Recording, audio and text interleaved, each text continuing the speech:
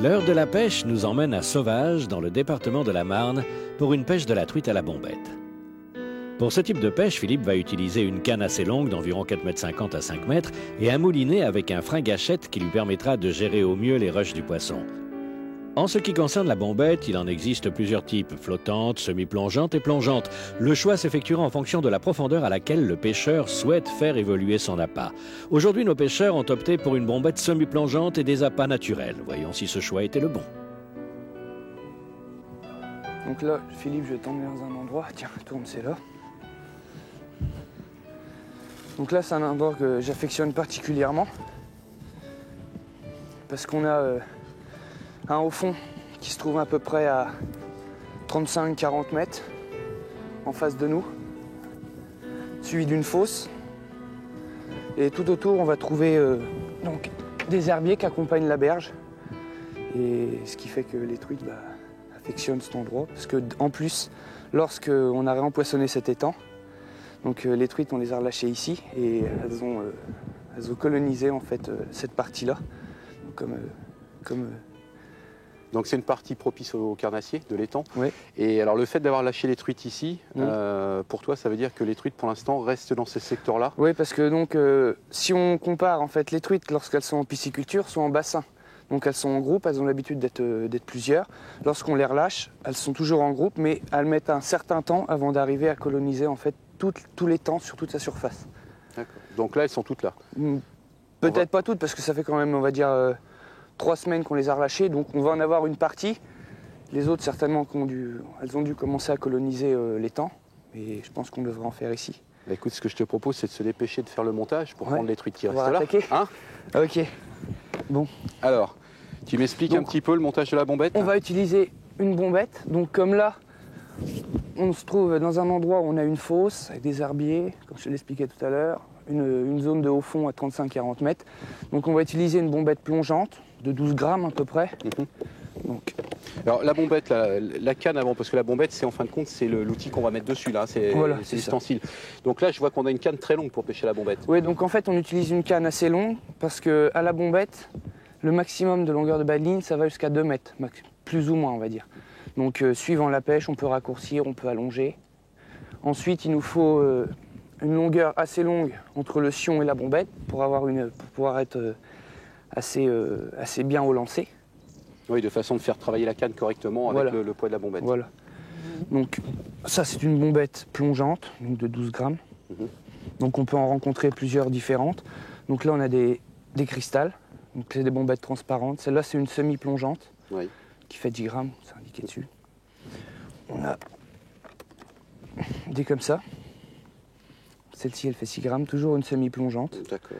Donc pareil, le même style que la première, transparente. Donc la différence de poids, c'est pour lancer plus loin? Voilà, c'est essentiellement pour lancer plus loin. Après, pour pêcher différentes profondeurs, on va utiliser plongeante, semi-plongeante et flottante. D'accord, donc là le lest, en fin de compte, sert simplement pour le lancer? Voilà, exactement.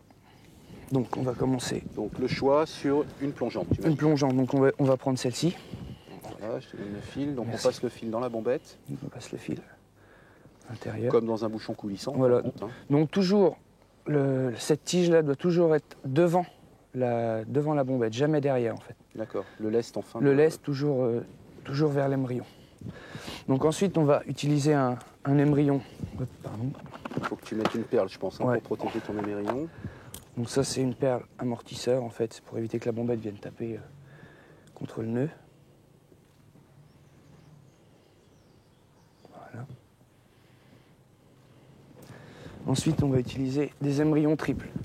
Donc je sais pas si tu connais. Non, mais enfin j'ai dû voir déjà.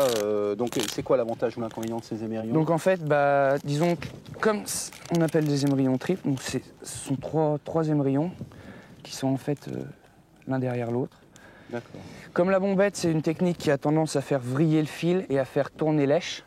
Donc on utilise un émerillon triple pour justement éviter ces vrillages du fil. Ces 3 émerillons barils, apparemment, qui sont attachés les uns aux autres, c'est ça? C'est 3 émerillons tout simples. Hein. Ouais. Donc ensuite, hop là, on va les fixer, attachés, après le bas de ligne. Donc on fait un nœud classique. Hein.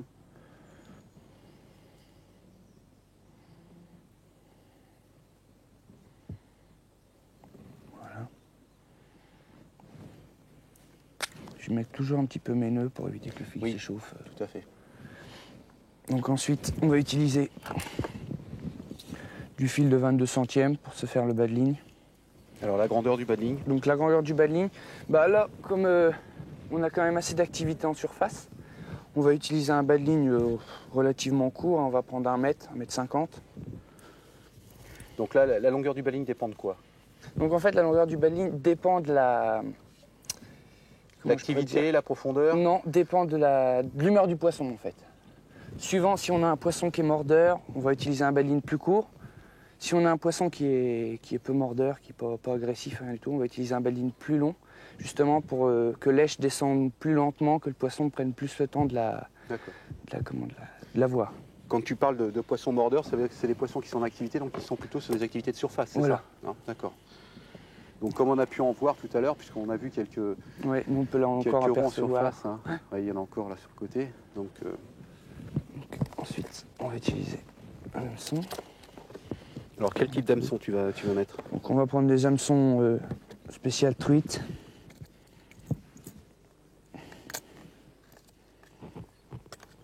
Avec une particularité, c'est qu'en fait, sur la hampe de l'hameçon, on va rencontrer des petits ardillons qui vont permettre aux èches que l'on va utiliser de ne pas glisser de l'hameçon en fait.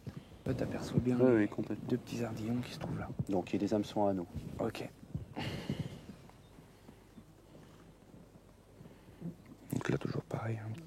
Le baril, on tortille le fil.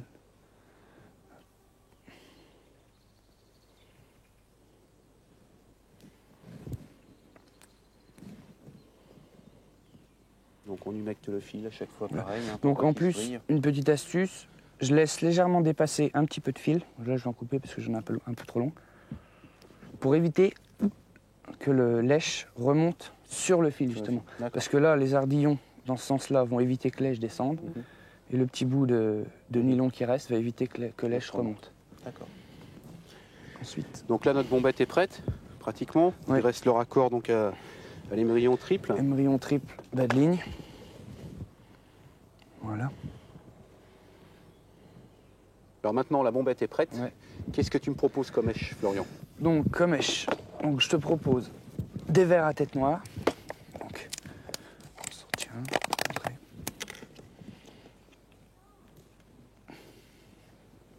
Voilà. Donc, tu vois, c'est pas des vers très très gros parce que les truites, pas une bouche excessivement énorme. Donc, un vers comme ça suffit largement. D'accord. Donc, on a des vers, bien vivants. Ensuite, on a des teignes.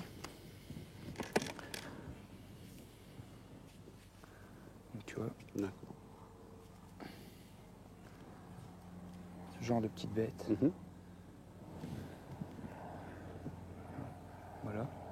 Donc ça, on en met en général, on en met 2 à l'hameçon pour arriver à avoir une èche qui tourne. Et que ça garnisse bien l'hameçon. Voilà.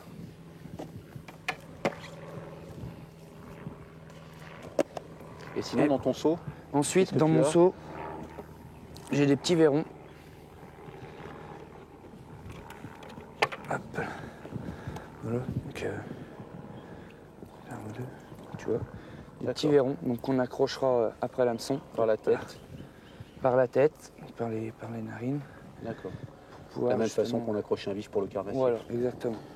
Alors, est-ce qu'il y a une différence entre ces 3 èches par rapport au ferrage? Ou est-ce que les 3 se ferrent directement à la touche? Lorsqu'on va utiliser la teigne et le ver de terre, dès qu'on sent la touche, on ferre. Lorsqu'on utilise les petits verrons, comme je viens de te présenter, on va attendre un léger petit moment et on va ferrer ensuite. Bon, eh bien écoute Florian, si tu en es d'accord, on y va? On y va. Par quoi on commence? On va commencer par la teigne pour voir. Allez, c'est parti. Donc, je vais te montrer comment on installe les teignes sur l'hameçon. Donc 2 belles teignes, comme tu as dit. 2 belles teignes. C'est en général, elles sont toutes calibrées dans la boîte, c'est toutes les mêmes. Voilà. Donc, la première teigne qu'on va utiliser, on va la piquer donc de la tête jusqu'à son autre extrémité, donc jusqu'à la queue. On va l'enfiler entièrement sur l'hameçon, un peu comme un leurre souple. Oui, d'accord.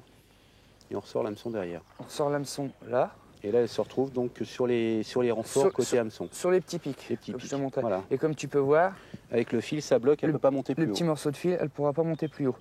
Ensuite, la deuxième, on va la piquer légèrement derrière la tête. Comme c'est une partie qui est un peu plus solide, ça évitera qu'elle se craque moins, qu'elle se déchire et qu'on la perde. Voilà. D'accord. Ça. Donc tu vois, ça se présente comme ça. Ok? Eh ben c'est parti. C'est parti. Tiens, je te laisse prendre la canne. Oui, bah écoute, ce qui serait peut-être bien, c'est que tu me montres une fois ou deux, parce que je découvre la bombette. D'accord. Donc tu lances une fois ou deux, qu'on regarde ce qui se passe, et puis après je vais me mettre en action. Ok, pas de Et problème. tu me donneras les conseils nécessaires. Donc tu vois, pour arriver à envoyer à peu près bien ta bombette, tu laisses 1 mètre, un mètre ou un peu entre plus. la bombette et le sillon. Voilà. D'accord. Donc bah, pour envoyer, hein, c'est pas compliqué. C'est traditionnel. Place ta bombette derrière et tu envoies. Tu freines ton fil avant qu'elle touche l'eau. D'accord. Pour passer. Pour bien équilibrer la bombette et lèche. Et pour que lèche passe devant ta bombette pour éviter qu'elle vienne s'emmêler dans ton corps de ligne. Donc tu attends un petit peu le temps que ta bombette descende. Et il faut toujours que tu formes un angle entre ton sion et ton fil pour pouvoir te permettre de déceler les touches.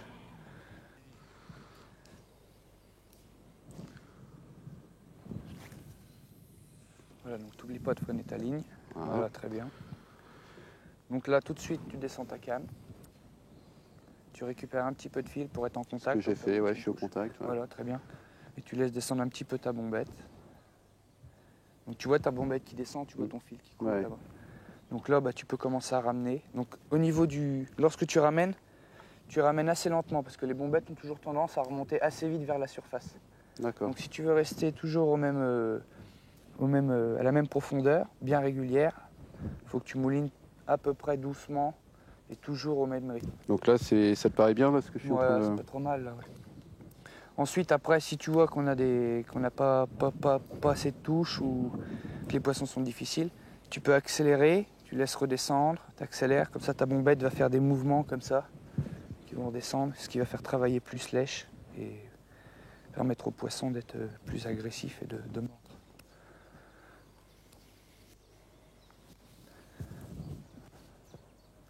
Donc là, quand on se trouve sur une surface d'eau comme ça, où on n'a pas de postes bien définis, tu vois, qui sont cachés en dessous de la surface, ou qu'on n'arrive pas à voir.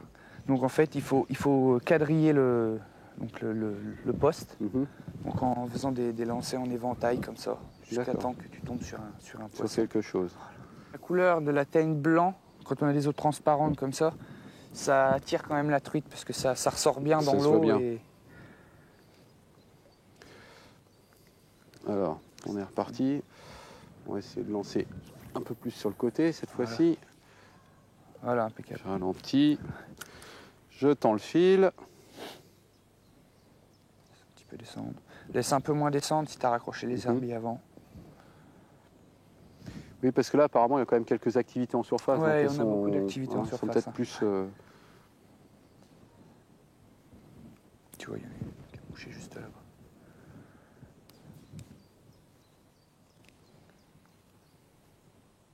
Donc en fait, lorsque tu vas avoir une touche, tu verras, parce que ton sion, c'est un peu le même genre qu'au quiver ou au feeder, on voit la touche avec le sion.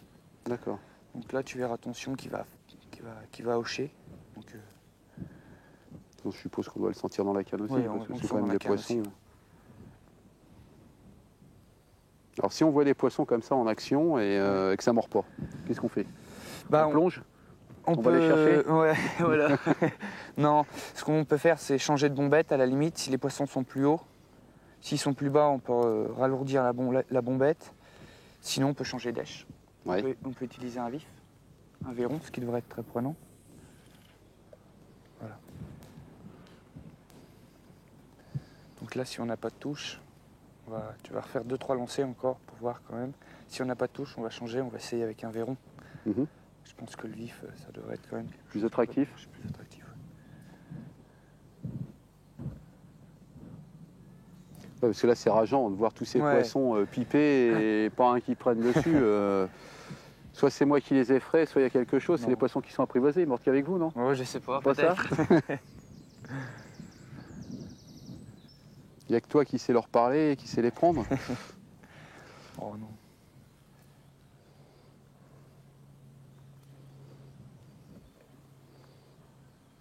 cas, il y a un site magnifique avec une eau Ouais. très Disons, claire. on a de la chance, c'est qu'au fond de cet étang, c'est des sources qui renouvellent sans arrêt l'eau. Donc c'est pour ça qu'on arrive à avoir une eau assez claire et belle.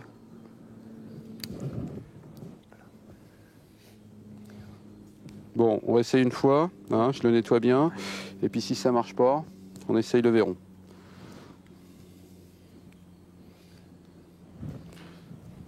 Donc je vais peut-être essayer plus sur le côté, non? décale-toi un peu, Qu'est-ce que t'en penses?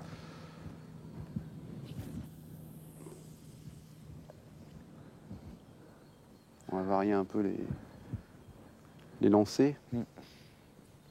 Je vais essayer de laisser moins descendre. Ouais. Bon, écoute, trouve-moi la solution. Là. Trouve-moi la solution. Fais quelque chose pour moi, Florian. Donc, puisqu'elles sont en surface, je te propose d'essayer une semi-plongeante. Bon, d'accord. Allez. Donc là, Philippe, je vais te mettre une bombette cristal.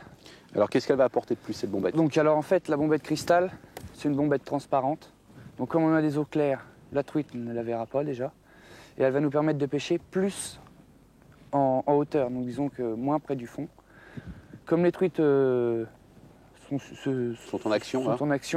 se trouvent en surface, donc une bombette semi-plongeante, ça devrait faire l'affaire. Allons-y. Donc toujours le même principe. Hein. Passe ton fil. Voilà. Ensuite, on va reprendre notre petite perle amortisseur. Voilà. Et là, on garde le même bas de ligne, hein, on est bien On va d'accord. garder le même bas de ligne, oui. Comme on n'a pas pris de poisson, le bas de ligne n'a pas été fragilisé. Donc,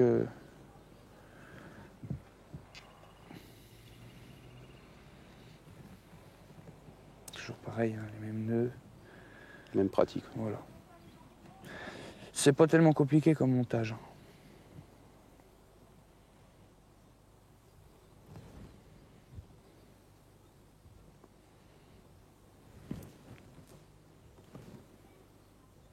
Voilà. D'accord. Et je te Donc, propose on change lèche. d'essayer un verron. Allons-y. On va retirer les teignes. Voilà.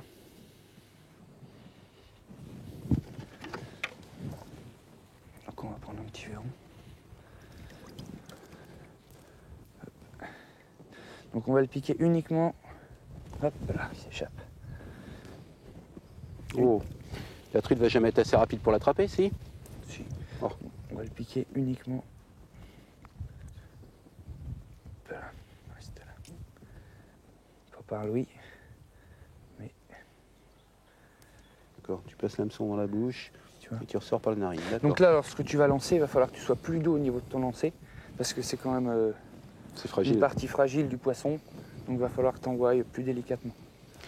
Tiens, fais-moi voir. Vas-y, prends la place. Montre-moi. Ok.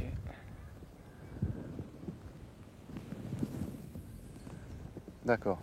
Donc on fouette beaucoup moins fort. Voilà. On va moins loin, mais bon, à partir du préserve moment la lèche. où... Voilà, c'est ça, on préserve le verron. Donc là, il faut que tu ramènes tout doucement parce que comme c'est une semi-plongeante que je te l'expliquais tout à l'heure, celle-là elle va avoir tendance à remonter encore plus que la plongeante. D'accord. Alors là, si t'en prends une, je comprends plus rien. C'est que le montage est Le bon. montage est bon.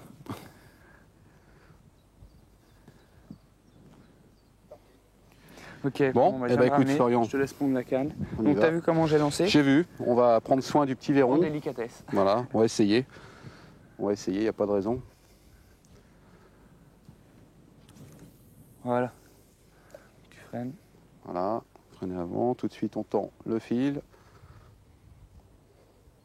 Et là donc on ramène doucement, Voilà. pour éviter de... Tu peux même la laisser descendre un peu parce que celle-ci, elle. Oui, c'est vrai qu'il faut...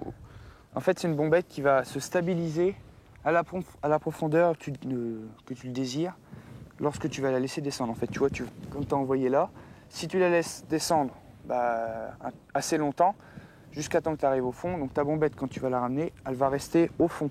Si tu veux la laisser entre deux eaux, tu vas envoyer, tu attends un petit peu et hop, tu commences à ramener. tu veux la laisser en surface, t'envoies, tu ramènes tout de suite. Donc ça, c'est un avantage par rapport à l'autre qui, elle, Voilà. en fin de compte, Qui elle était, descend, carrément. D'accord. Chaque bombette a ses avantages, ses inconvénients, suivant... Bon, Tu vois ce que je te propose, Philippe, c'est d'essayer d'envoyer un peu là par ici. J'étais en train de penser. Varier un peu sur le côté. Hop. Le fil qui s'est pris une boucle. Ah, c'est des choses qui arrivent.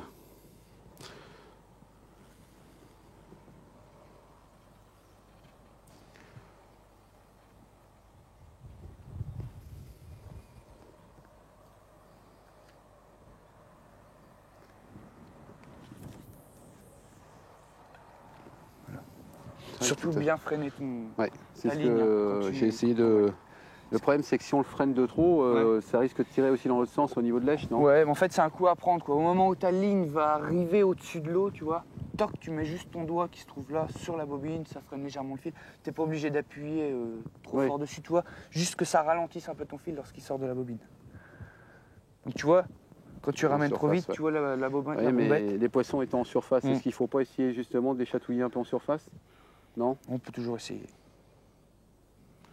Donc on laisse descendre, le fil est tendu. Un petit peu. Il y a aussi un indicateur qui peut t'aider. Lorsque tu envoies comme ça, que tu n'as pas ton fil qui est bien tendu, tu vois. Lorsque la truite va prendre, tu vois ton fil qui est en surface. Il a tendance à se déplacer. À se déplacer ou à couler, comme lorsqu'on pêche à la mouche au streamer, tu vois, avec la soie, quand la soie plonge. D'accord. Donc c'est un peu, ça peut servir aussi d'indicateur de touche.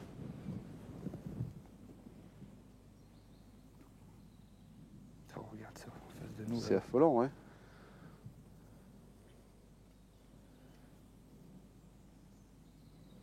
Ah, Ah y est, ça y est, bien joué. décroché. Oh, c'est pas vrai. C'est vraiment le manque de chance quand même. Oh là là là là là. On aura touché un poisson avec ce montage-là. Bon, on sait que c'est le verron qui vole en fin de compte. Ouais. Oh, quel manque de chance. Bon, je crois qu'il ne nous reste plus qu'à en mettre un. Là, mais fait une superbe touche. J'ai bien senti dans la cale. Alors peut-être que j'aurais dû la laisser un petit peu plus. Ouais. Hein, ta tête était un peu trop brusque dans ton C'est-à-dire que j'étais tellement content d'avoir la touche que j'ai réagi trop vite, quoi. Allez, on va peut-être rester un peu sur le côté parce que là, j'ai l'impression que elle s'y plaise là. Alors là, je l'avais bien laissé descendre, hein, donc c'est vrai que je l'avais prise assez profond apparemment. Mais j'ai réagi trop vite. Faut que je sois plus calme. Détendu. Détendu. C'est fait pour ça la pêche en plus. Ah y est. Oh, c'est pas vilain ça. Tu vois, regarde, faut que tu appuies sur la gâchette au-dessus. Si tu sens que le poisson il repart, tu lâches la gâchette. Voilà, tu vois. Oh là! T'as vu un peu? Ouais. Là, t'as une belle truite au bout de Donc la là, ligne. j'appuie pour mettre le frein et T'appuies pour que tu relâches quand elle repart. Quand elle repart, je... Voilà, donc là tu moulines, t'appuies. Reste à savoir ce que c'est comme truite. Méfie-toi parce qu'elle nous a fait un beau saut. Hein. Normalement, j'ai relâché.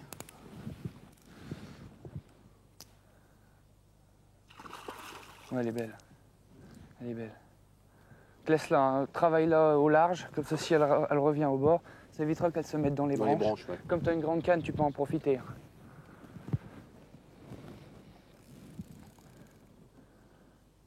Vas-y, normalement.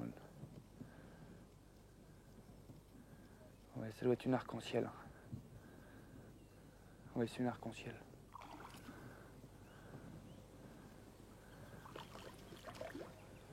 Super. Elles se défendent bien. Hein. Ah oui, c'est des trucs qui sont nerveuses. Ouais.